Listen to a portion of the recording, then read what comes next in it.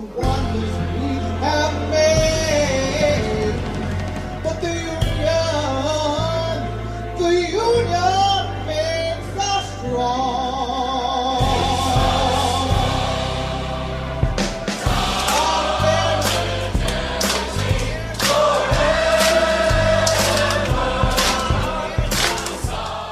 Revolutions Per Minute is a weekly radio show from the New York City chapter of the Democratic Socialists of America, recorded live at WBAI 99.5 in Brooklyn every Tuesday at 5.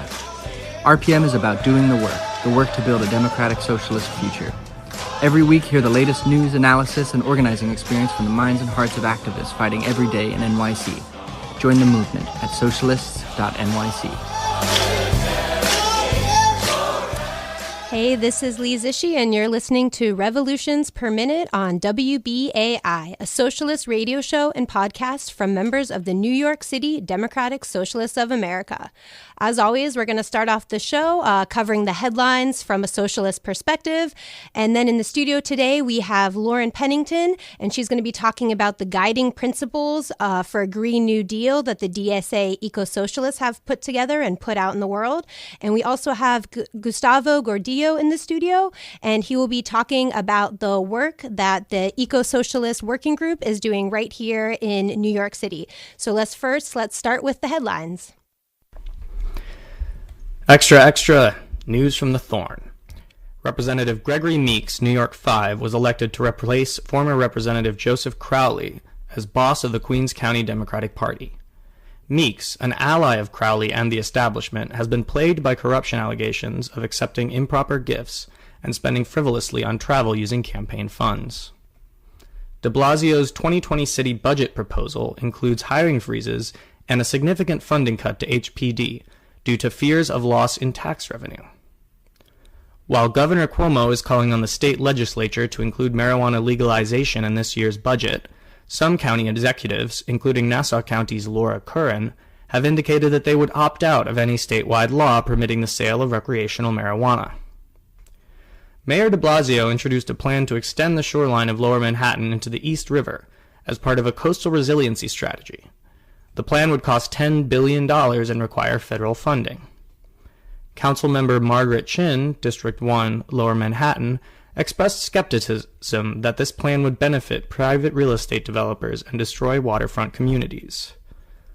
Representative Carolyn Maloney, New York 12, appeared at a rally in opposition to efforts by sex workers and some state lawmakers to decriminalize sex work in New York State.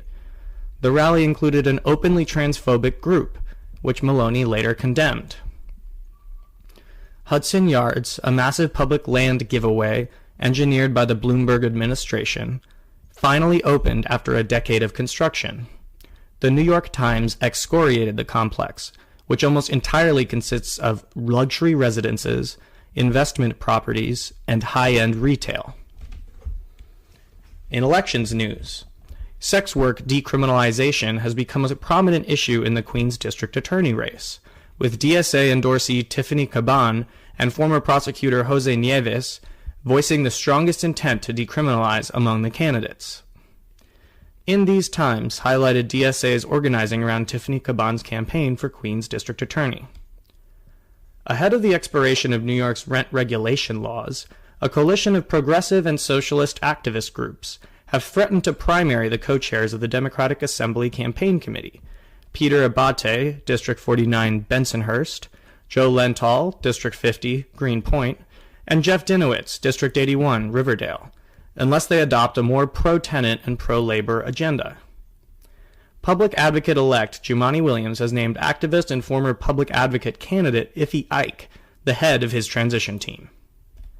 State Senator Mike Gianaris, District 12, Western Queens, and Councilmember Jimmy Van Bramer, District 26, Western Queens, both of whom publicly opposed the Amazon deal in their districts, appeared alongside Elizabeth Warren at her presidential campaign rally in Long Island City last week, where she pitched breaking up big tech monopolies like Amazon.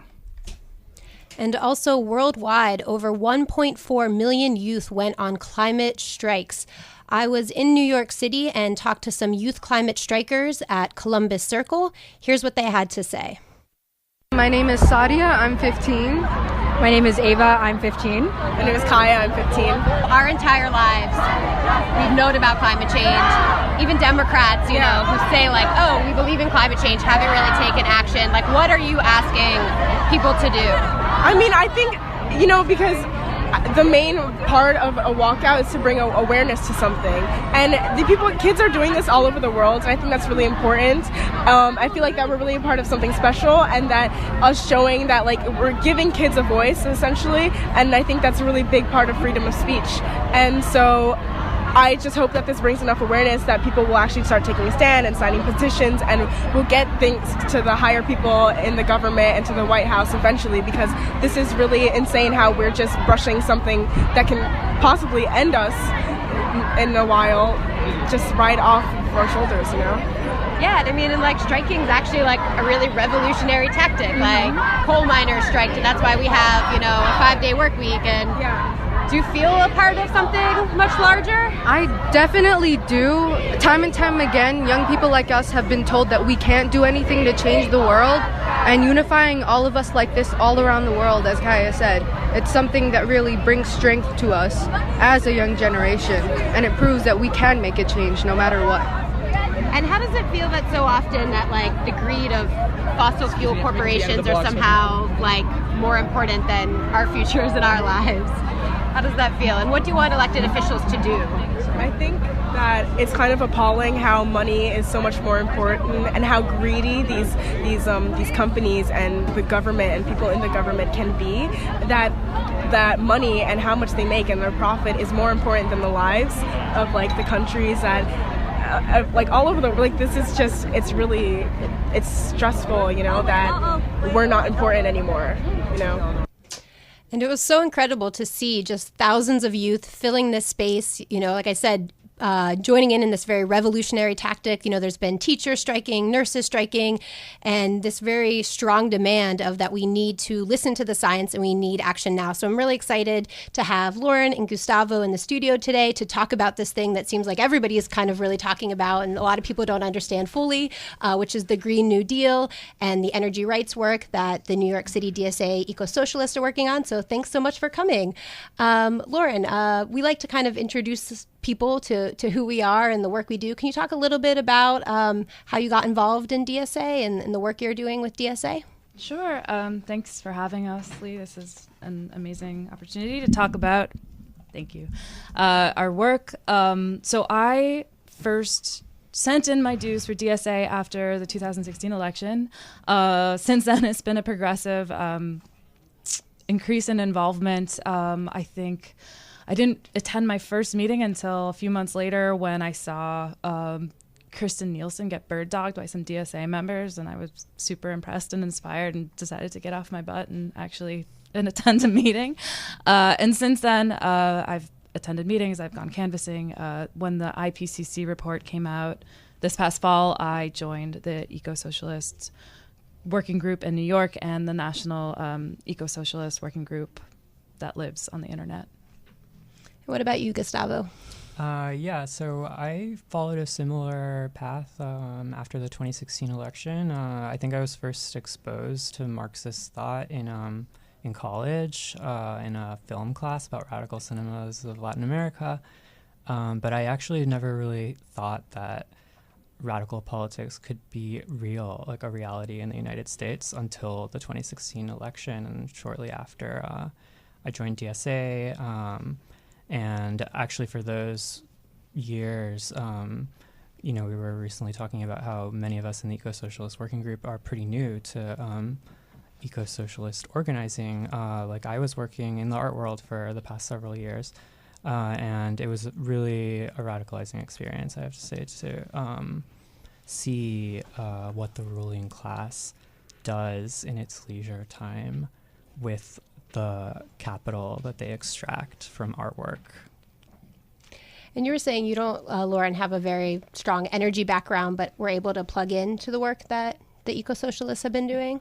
Yeah, I've taken one class maybe in atmospheric science when I was in college, and I couldn't tell you, the main points basically besides how global warming works. But in my day job, I am an editor, and so I feel very comfortable just reading a lot of things and trying to make them into other different things. So I wanted to offer my time and skill set to the National Working Group specifically because they put together this campaign for Green New Deal. So I help create sort of presentations, like any sort of written material that they need, shared assets, and those all go to local chapters who may or may not have the capacity to create those things on their own. And Gustavo, what's some of the stuff that you've done with Ecosocialist in the time you've been involved? We have been part of a coalition that's trying to pass climate change, a comprehensive climate policy in New York called New York Renews. And I helped organize one of the climate forums in Lower Manhattan. And now we're starting a campaign around energy democracy in the city, and to try to spread awareness of what our energy system looks like, what are the systemic injustices that undergird it, and how we can really contest these utilities and our energy landlords, basically. Yeah, and you're listening to Revolutions Per Minute on listener-sponsored WBAI in New York City, broadcasting at 99.5 FM and streaming on your favorite podcast app. Today we have Lauren and Gustavo in the studio, and we're talking about a Green New Deal. You can follow more. You can follow the Ecosocialists at New York City DSA_climate. And so we're going to kind of dig in a little bit more now into these guiding principles that the Ecosocialist Working Group has put out on a Green New Deal. Lauren, can you talk a little bit about what that process was like to craft those? I mean, we know there was this huge media moment where AOC, kind of in Sunrise put a Green New Deal on the map. I think a lot of people are still working through what this means. What was it like for the Ecosocialists to create these principles and put them out? Sure. So yeah, we were all sort of swept up in the excitement that politicians proposed this new framework for considering climate policy in America right alongside justice and equity and fighting inequality. But we also recognized that it created an opportunity for a greenwashing, corporate capture of this moment.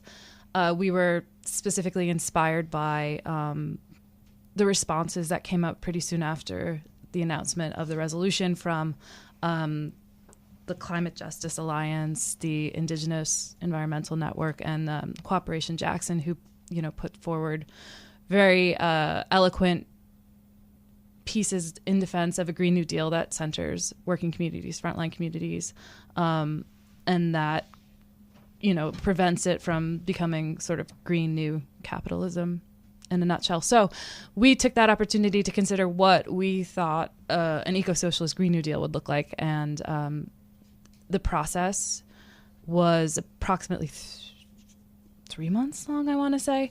And as, somebody new to the group, I sort of took an observational role. I saw the process that the organizers who have been a part of that for longer put in place, and it was very deliberative. It was very inclusive. Everyone who had sort of something to add, they were heard out.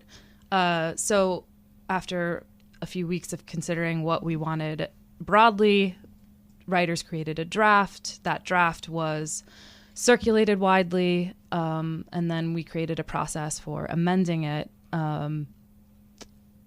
All said and done, people probably were getting antsy, like we wanted to put something out soon, but it was a learning opportunity for me because we saw how that democratic process enabled us to go to local chapters and get greater buy-in. It was an internal organizing exercise for ourselves, and in the process we've created this document that we think will serve as a great platform going forward.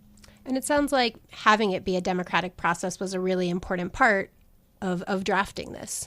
Absolutely.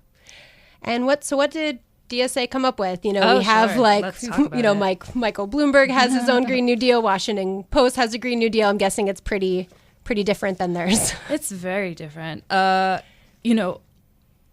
say we created this document, 7 principles. Each of the principles represents, I'd say, a major difference that the eco-socialist vision has versus the Green New Deal that was proposed by AOC, let alone, Cuomo, Bloomberg, and everybody else who's coming in with their own proposals. So I'll just go over the 7 principles and sort of comment on how it's different than the AOC resolution. So the first principle is decarbonizing the economy fully by 2030. That comprises every sector, not just energy. In the resolution itself, there's a nod to net zero emissions by 2050, but the United States is historically responsible per capita for the most emissions. We have the technology and the resources to really be a first actor in this, and it's our responsibility to do the right thing. The second principle is democratizing control over the major energy systems and resources. And Gustavo will speak to this soon about the New York City's chapter's work related to this principle. The third is centering the working class in a just transition. The fourth is decommodifying survival. That includes education, housing, healthcare, our international view. So the sixth principle is demilitarizing, decolonizing, and striving for a future of international solidarity and cooperation. I skipped the fifth. The fifth is reinventing our communities to serve people and planet, not profit. And our final principle is redistributing the resources from the worst polluters. So I would say in each of those points, there is something that AOC's Green New Deal did not touch on, that our vision is essential to our vision of an eco-socialist future. Yeah, and one of the things in reading the document that was put out, it talks about, addressing the climate crisis and the inequality crisis together. Right. So how, I'm sure this could be a very expansive subject, but, how is climate change and capitalism related? Because, as putting forth this eco-socialist kind of platform, we're also addressing not just how energy is created. Correct. Yes. So in my understanding, and I've had to do a lot of learning and reading about this and educating myself, capitalism allows for individuals to take natural resources and put it towards private profit. The more profit you have, the more use of natural resources, burning fossil fuel. Essentially, economic growth is tied to the use of fossil fuel. The more growth you have, the worse climate change is going to get. And related to that, the people who are the richest, who have burned the most fossil fuel, are the most insulated from the effects of climate change. And that is the crux of the crisis we face currently. And do you have anything you'd like to add about that, about the connections between capitalism and climate change? Yeah, it's always staggering to see these maps that show where the effects of the climate crisis will be felt most strongly, and to realize that, all of us in the Northeast, we're really not in line for nearly as much devastation as, say, the tropics, which could be uninhabitable in just a few decades. And the current economic system that we have does nothing to prevent this, this almost inevitability. Corporations are free to continue emitting greenhouse gases and profiting from it, and shareholder value is the only priority, and we're really not taking into account the human cost that's associated. Yeah, I kind of came to socialism through fracking because I saw so many people whose lives were destroyed, and they're actually paying the cost, and that's all the companies are never paying that. And what we're seeing is these companies still pushing more fossil fuels despite the science that we see, and that includes frack gas pipelines. And so one of the things that Daily Beast has written about, The Guardian has written about, that Governor Cuomo's first test, he came out and said he has a Green New Deal, and we can break that down a little bit more about how that doesn't fit with the eco-socialist vision. But he, claimed a Green New Deal. And so a lot of people are saying that his first test will be whether or not to approve a pipeline off the coast of the Rockaways, the Williams-Nessie pipeline, which would bring frack gas from Pennsylvania into New York City. So we have a clip of Aaron Eisenberg, who is a member of the DSA Ecosocialist working group here in New York City, giving public comment on the Williams pipeline. Here's Aaron.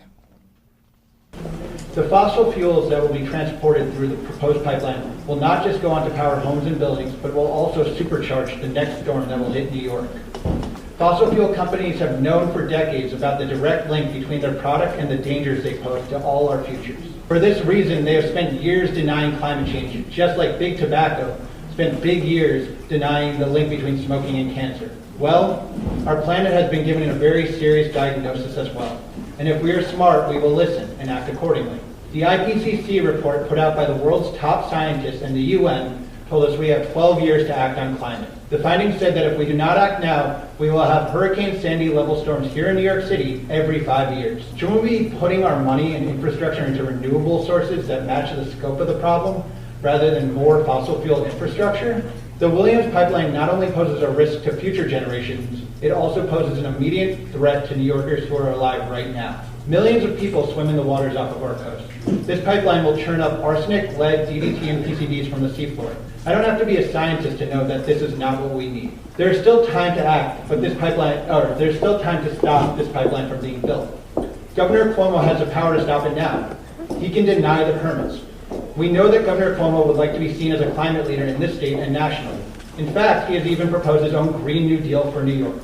We are asking Governor Cuomo to deny the Williams pipeline the needed water quality permit and certificate to stop this pipeline. One thing is very clear to us. No new pipelines can be part of any Green New Deal, period. A Green New Deal needs 100% renewable energy. A pipeline like this and a Green New Deal cannot exist in the same state. By denying these certificates and permits, you would be helping us pave a way for a green economy that places people and planet over corporate profits. So thank you once again for your time. That was Aaron Eisenberg of the New York City DSA Ecosocialist Working Group. He was testifying at a hearing in Bay Ridge, Brooklyn. The DEC, that's the Department of Environmental Conservation, if you're not super wonky into bureaucracy of Albany. So DEC had 3 hearings on these pipelines, 2 in Bay Ridge and 1 in the Rockaways, which is a community very close to where the pipeline would go. They were packed with people opposing the pipeline. People have also written comments to the DEC. They submitted over 10,000 comments opposing the pipeline, and now 60 New York City area elected officials, including all the elected officials in the Rockaways, many from Staten Island and Coney Island, which would be also very close to this proposed pipeline, have come out against it. And now the ball is in Governor Cuomo's court, and the DEC and Governor Cuomo have until May 16th to decide. And, as Aaron said, if he's proposing a Green New Deal, there really can't be any room for the expansion of fossil fuels. But Governor Cuomo's Green New Deal has clean power by 2040. So that's really only focusing on the electricity sector, the actual big power plants, the electricity that's coming into our homes, offices, and buildings. But the Ecosocialists and the guiding principles have put forth decarbonizing the economy by 2040. Can you talk a little bit, Lauren, about what is the difference between just the electricity sector and decarbonizing the whole economy? Sure. The electricity sector currently represents less than a third of all emissions. I want to say it's 24%, but I'll double check. And so we have to focus holistically on the entire economy. That includes our agricultural sector, that includes our industrial sector, which emits 31% of emissions, and our transportation sector, which I think is also around 24% of emissions. And so focusing on our electric generation emissions. It's just completely inadequate for what needs to happen in the speed and scale that it needs to happen in. And in addition to that, Governor Cuomo has actually approved the expansion of frack gas infrastructure. There was two major huge power plants, one that just went online recently and one that's still being built in Dutchess County. So, Governor Cuomo's talking a big game here, but he's still approving frack gas infrastructure and fossil fuel power plants. What else about Governor Cuomo's Green New Deal doesn't really make the cut for you? I think in general, this focus that kind of erases the context behind every business decision, that does not bring the human cost more into each decision. For me, I think land use is a really interesting thing to think about, like how we will have to, in order to truly transition our economy away from a carbon-intensive economy, we really need to think twice, for example, about building new highways and building housing that is not linked to public transit, because, a highway becomes essentially a form of fossil fuel infrastructure when it incentivizes thousands of more cars. And, when we are displacing low-income tenants from our city for the benefit of private real estate developers, if they're moving farther and farther away, their carbon footprint is getting higher and higher, especially if they're having to be kind of expelled from the infrastructure that we have set up in New York and in no other city for public transit, really. I think that's... Yeah, you're listening to Revolutions Per Minute on listener-sponsored WBAI in New York City, broadcasting at 99.5 FM and streaming on your favorite podcast app.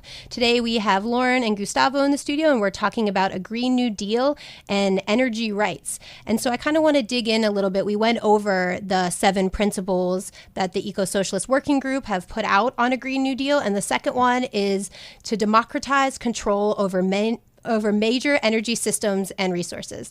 I get really excited by that. That sounds amazing. Gustavo, can you kind of explain a little bit about what that actually looks like as far as the organizing that's happening with the Eco-Socialist Working Group here in New York City? Yeah, so for me, someone who really influenced the way I think about organizing is Jane McAlevey, and I read both of her books when I was first getting involved in DSA, and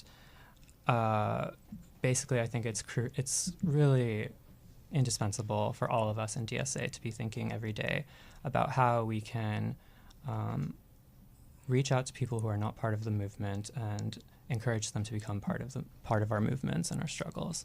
I think that DSA members are really important to do this because many of us don't come from these fields already.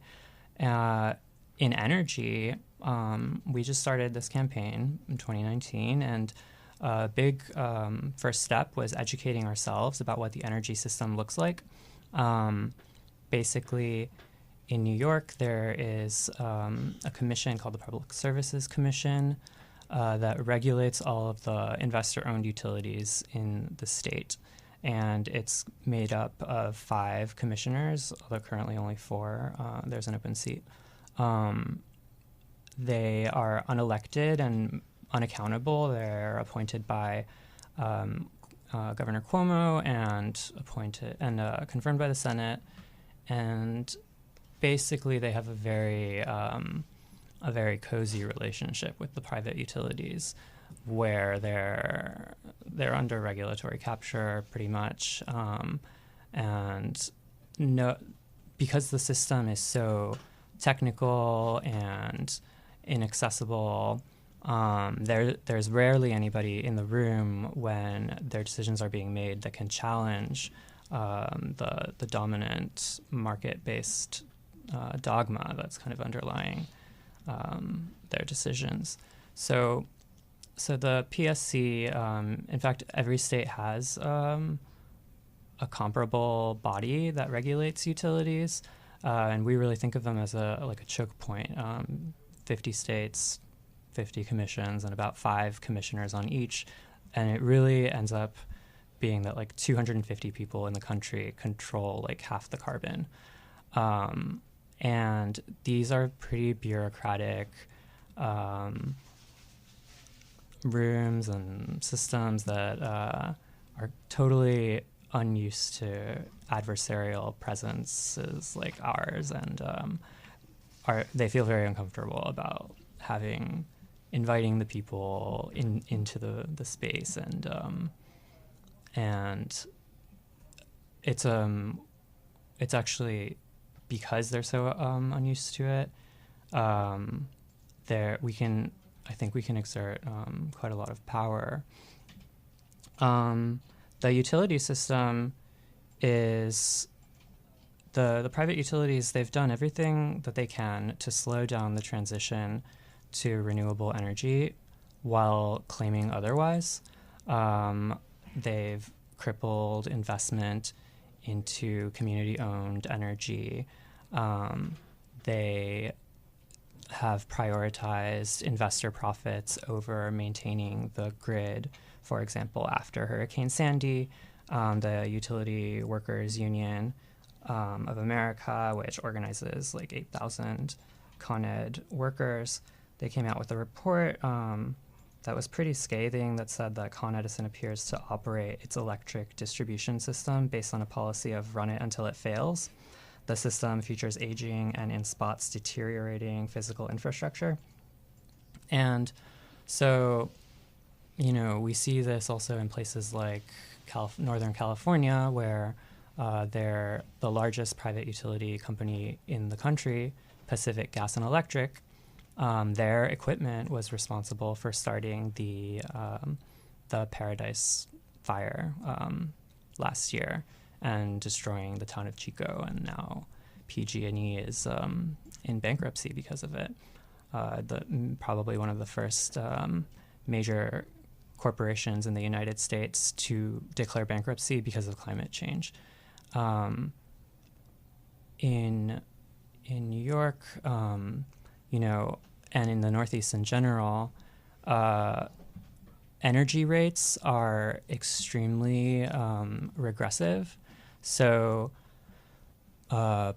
low-income neighborhoods experience energy poverty.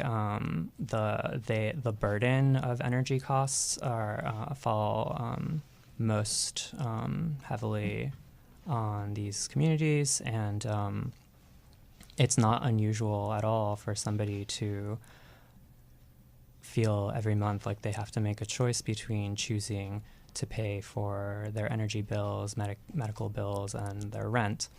And I don't think it's a coincidence that DSA has been focusing on housing, healthcare, and energy as some of our main campaign focuses. When someone can't pay their energy bill, the utility will shut off their energy, and this is for me a really acute example of how capitalism punishes poverty and criminalizes it. In New York, when your meter is seized, you can have your children taken away from you. The building that you live in can be condemned. So we are going to be we've been mapping out areas where there's a high energy cost burden. That is areas where energy bills make up a huge percentage of someone's monthly income. And we're planning to canvass these areas. This year, Con Edison has initiated a rate case, and that means that they want to increase rates for their whole service area, which is the 5 boroughs plus Westchester. And the Public Service Commission has to approve any requests to increase rates. But again, because of the relationship between the commission and the company, there's historically been very little room to push back on that. Some of the things they're demanding are, for example, investing hundreds of millions of dollars into the liquefied natural gas plant that they own in Astoria, and to, when a utility makes that kind of investment, they are assuming that is going to be around for another 30 years, 40 years. So they're really it's there, it's transparent. They have no intention of phasing out these fossil fuel infrastructure, toxic pieces equipment,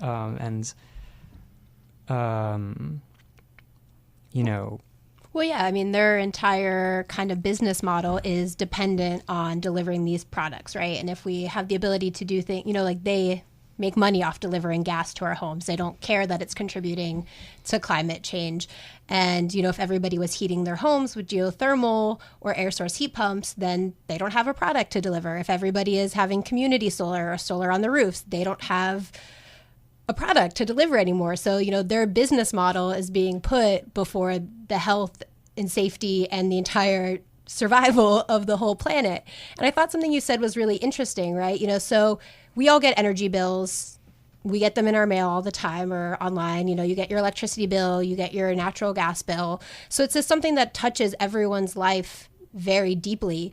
Yet you're talking about this process that is very undemocratic. And we'll be opening up the phone line soon, so we definitely would love to hear from the audience. Have you ever had your electricity shut off? What kind of electricity do you want delivered to your home?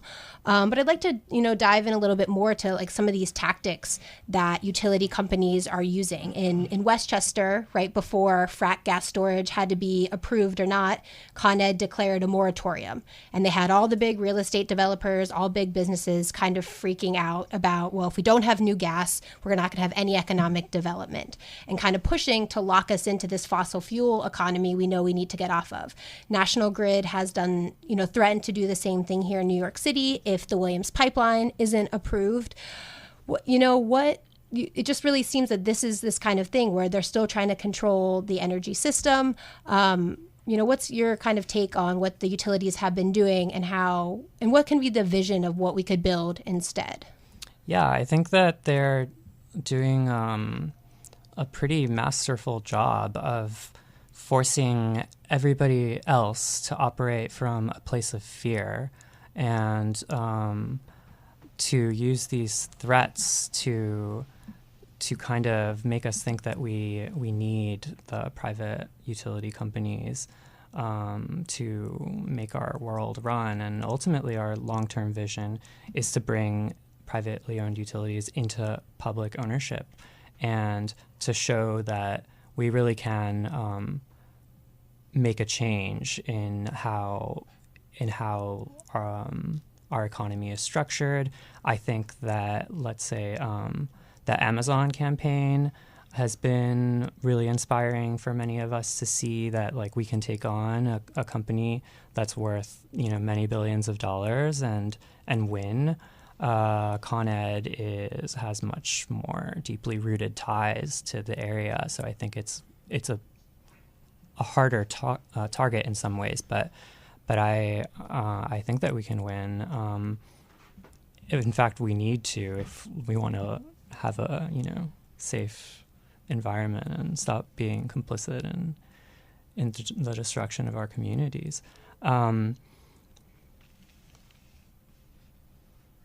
Lauren, as somebody who kind of worked on some of these bigger, broader Green New Deal principles, and how do you see this kind of fitting in this local work that's happening to kind of fulfill that vision, and what's going on?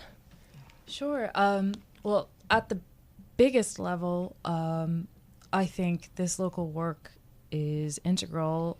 We need to nationalize oil companies. We need to bring these private corporations that control our energy into public ownership, as Gustavo said, because we are running out of time, and our carbon budget is, 420 gigatons, according to the latest IPCC report, and we need that to transition our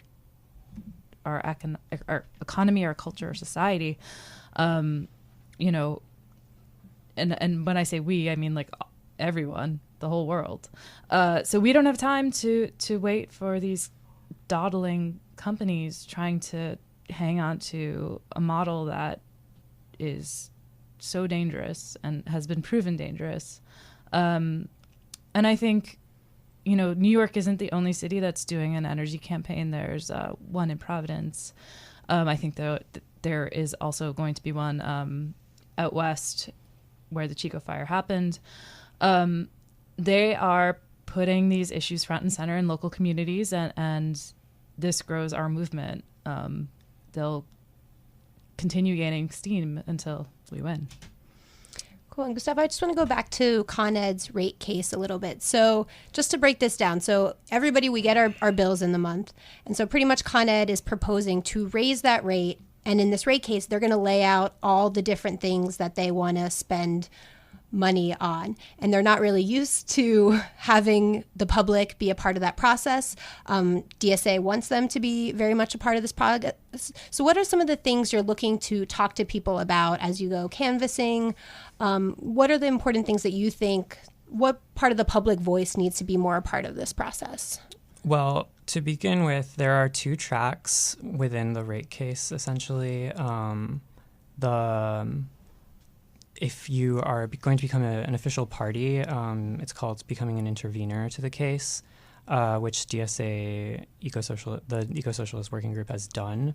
That is like the internal work, let's say, that traditionally only lawyers participate in. There is also a track for public statement hearings that the Department of Public Service, because it is intended to act in the interest of the public, they're required to hold. But this is one of the ways that they've made participating in the system so difficult historically. There are rate cases about every 3 years, in 2013 and 2016. The public hearings were held there was only one held for all of New York City, in Lower Manhattan, in like the Wall Street area. And it was, I think one year it was held at 4:30 p.m. and the other at 5:30. And so if you're living in one of the most energy cost burdened communities, and you may be working multiple full-time jobs multiple part-time jobs, et cetera, like it's really impossible to go to a public statement hearing. So our first demand that we've started working on is to get more public hearings scheduled and to have them in points to have them occur before the major decisions are made, so that public input can affect what the arguments that are being made within the intervener process, how that unfolds, and hopefully once we get those dates, we're going to be canvassing to turn people out to the public hearings in large numbers, so that we can really provide an alternative vision to the way the utility company wants to run the energy system in the state. I think it's really really great that so many DSA chapters across the country have taken on this kind of work. In Providence, Boston, Chicago, San Francisco, and East Bay DSA, like these are all chapters that have really made this a priority. And if you want to get involved in the New York City rate case, you can go to bit.ly, that's NYC DSA Energy. And you're listening to WBAI Revolutions Per Minute. We're going to open up the phone lines. You can call in at 212-209-2877. Talk to us about your energy. We're all paying energy bills.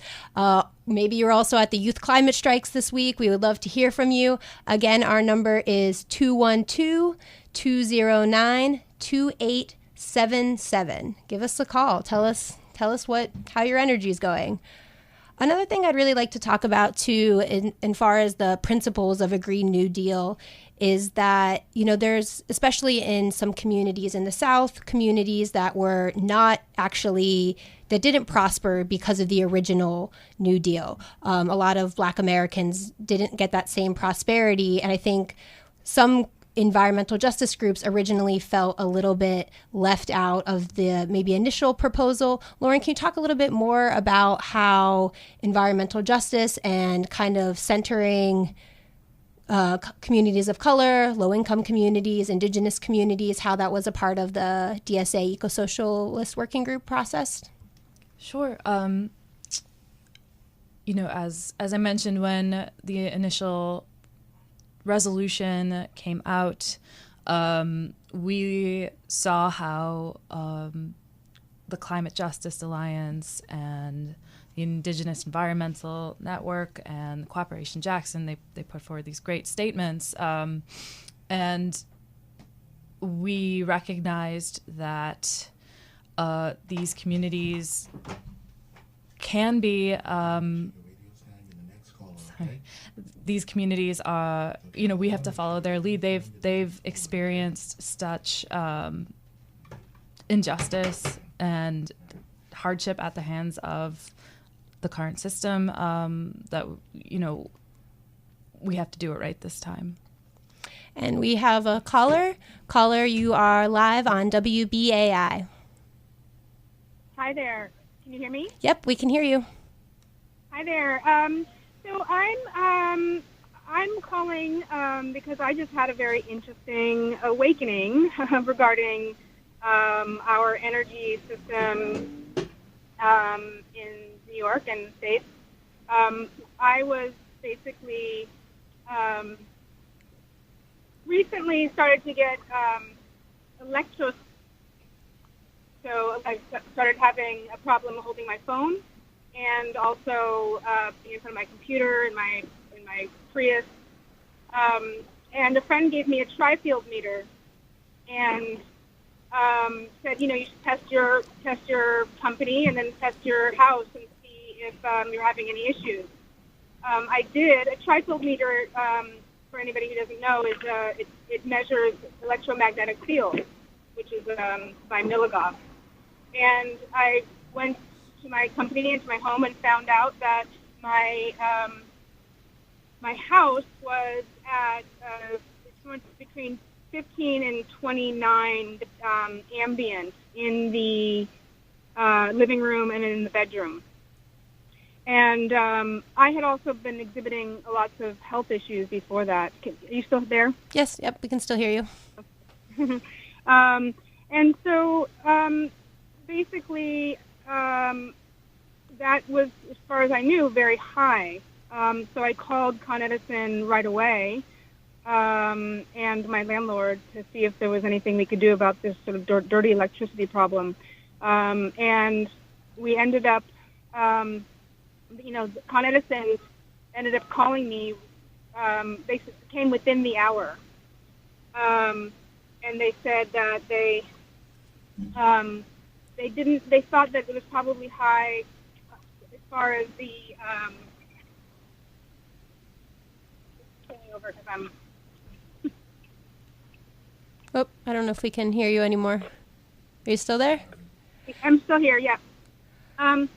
So basically what happened was the ConEd guys came. I told them that the meter reading, the milliGauss meter reading was really, really high.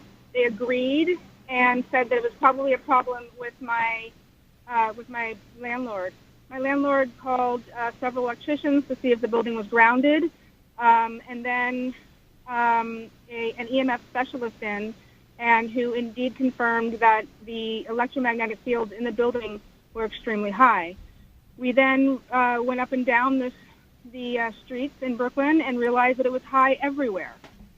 And since then, I've found that actually Con Edison is unregulated, as most power companies are unregulated in the city, and that we were all being exposed to very high electromagnetic fields. And this field, the milligauss, for instance, in Europe, everything is regulated for under 5 milligauss. So if it's like 0.6 milligauss.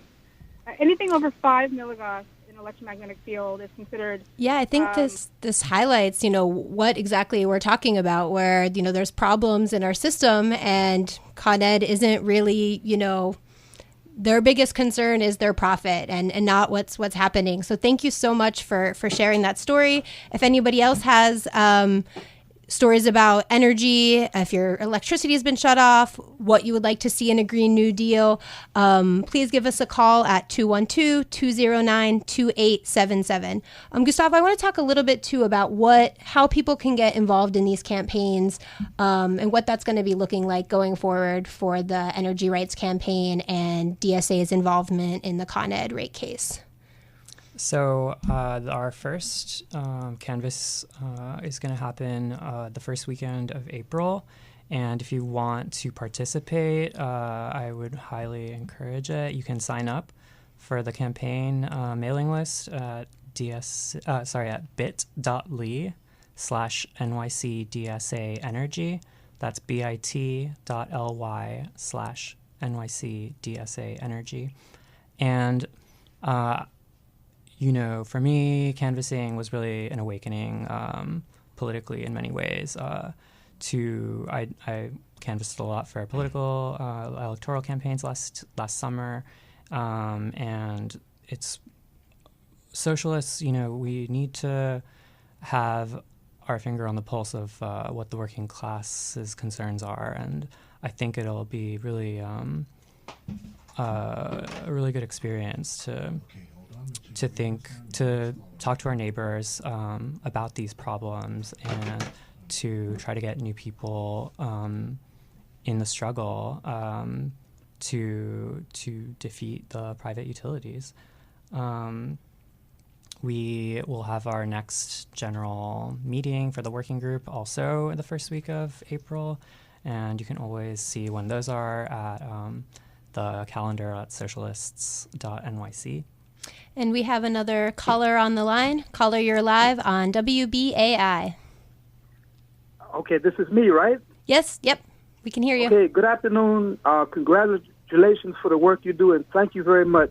Your work is very important, and keep educating our people, because the people in, I guess you could say, in the rulership right now, they're consumed by greed. And what they'll do if we don't do anything, they'll just destroy this world, because they're going to be dead in a couple of days, and they're just going to leave us a lot of problems, and make it difficult for us to live.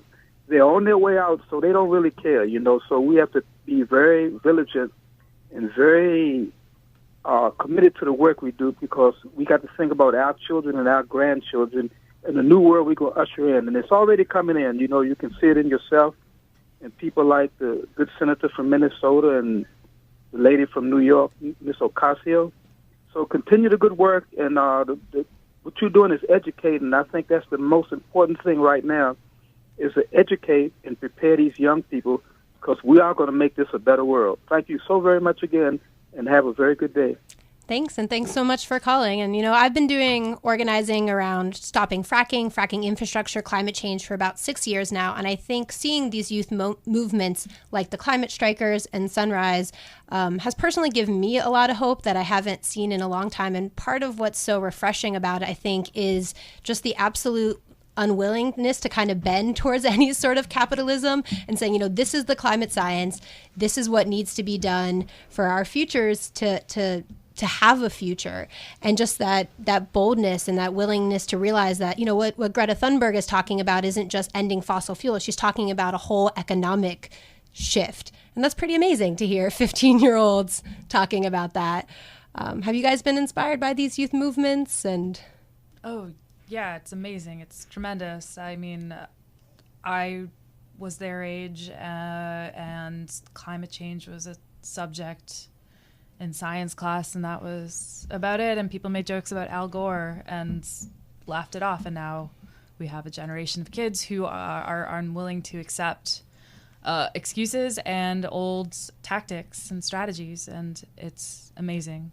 And yeah, I mean, there were students at Columbus Circle, talking about how capitalism is causing problems in Puerto Rico, and that we're going to, we're potentially, that all the stuff that we're doing with Venezuela is all about oil. And I know that was not on my radar when I was 15 years old at all. And just again, if you want to get involved in this campaign, you can follow NYC_DSA on Twitter. Again, the link to get involved in the ConEd rate case and Ecosocialist working group is bit.ly/NYCDSA Energy. You've been listening to Revolutions Per Minute on listener-sponsored WBAI in NYC, broadcasting at 99 FM and streaming on your favorite podcast app. You can follow us on Twitter at NYCRPM. Have a great Tuesday, and we'll see you next week.